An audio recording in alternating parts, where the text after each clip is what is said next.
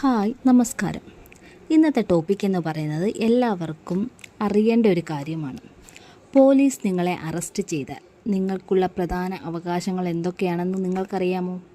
ഇത് അറിയാതെ പോയാൽ വലിയ പ്രശ്നങ്ങൾ വരാം. അതായത് നിങ്ങൾ കേട്ടോളൂ, നിങ്ങളെ പോലീസ് അറസ്റ്റ് ചെയ്യപ്പെടുകയാണെങ്കിൽ നിങ്ങൾക്ക് എന്തൊക്കെ അവകാശങ്ങളുണ്ടെന്ന്.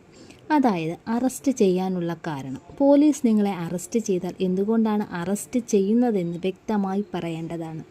രണ്ടാമത്തെ ഒരു കാര്യം എന്ന് പറഞ്ഞാൽ അഡ്വക്കേറ്റിനെ ബന്ധപ്പെടാനുള്ള അവകാശം. നിങ്ങൾക്കൊരു വക്കീലിനെ വിളിക്കാനും അദ്ദേഹത്തിൻ്റെ സഹായം തേടാനും അവകാശമുണ്ട്. മൂന്നെന്ന് പറയുന്നത് അറസ്റ്റ് ചെയ്തതിന് ശേഷമുള്ള കാര്യമാണ്. അറസ്റ്റ് ചെയ്താൽ 24 മണിക്കൂറിനുള്ളിൽ കോടതിയിൽ ഹാജരാക്കണം. അതിൽ കൂടുതൽ പിടിച്ചു വയ്ക്കാനായിട്ട് പോലീസിന് കഴിയില്ല.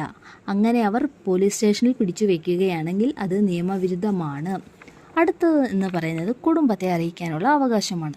നിങ്ങളുടെ അറസ്റ്റ് കുടുംബാംഗങ്ങളെയോ സുഹൃത്തുക്കളെയോ മസ്റ്റായിട്ട് അവർ വിളിച്ചറിയിക്കേണ്ടതാണ്.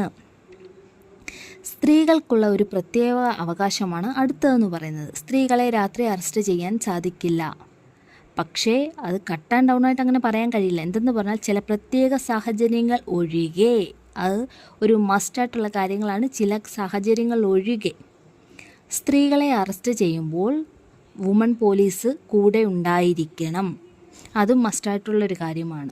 കൂടാതെ നിങ്ങളിപ്പോൾ പോലീസ് അറസ്റ്റ് ചെയ്ത് പോലീസ് സ്റ്റേഷനിൽ പോവുകയാണെങ്കിൽ അവിടെ ഇപ്പോൾ നിങ്ങൾക്കൊരു പേപ്പർ അല്ലെങ്കിൽ ഏതെങ്കിലും ഡോക്യുമെൻറ്റ്സ് തന്നിട്ട് ഒപ്പിടാൻ പറയും. അത് അവർ പറയുന്ന കേട്ട് അപ്പം തന്നെ ഒപ്പിടാൻ നിൽക്കരുത്. നിങ്ങൾ ആ ഒപ്പിടാൻ പറഞ്ഞത് കറക്റ്റായിട്ടും വായിച്ചു നോക്കി മാത്രമേ ഒപ്പിടാവൂ. വൈറ്റ് പേപ്പറിലൊന്നും കയറി നിങ്ങൾ ഒപ്പിടരുത്.